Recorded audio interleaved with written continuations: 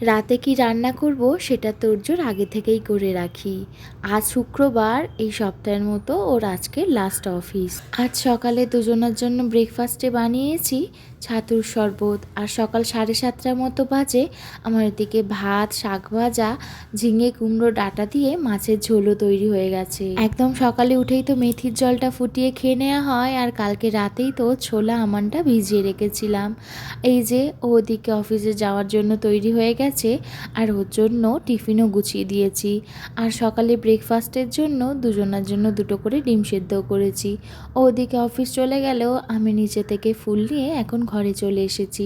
আগে নিজের ব্রেকফাস্টটা সারবো, তারপরে একে একে ঘরের সমস্ত কাজকর্ম সেরে নেব। সকাল থেকেই তো বেশ হুড়পাড়ের মধ্যে 2 ঘন্টা কাটে, তারপরও অফিস চলে যাওয়ার পরে বেশ কিছুক্ষণ ধরে বসে শান্তিতে ব্রেকফাস্টটা কমপ্লিট করি।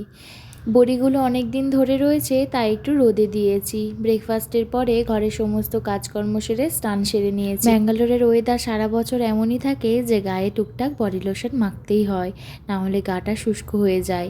আগের থেকে এখন তো হালকা হালকা ঠান্ডাও পড়ছে।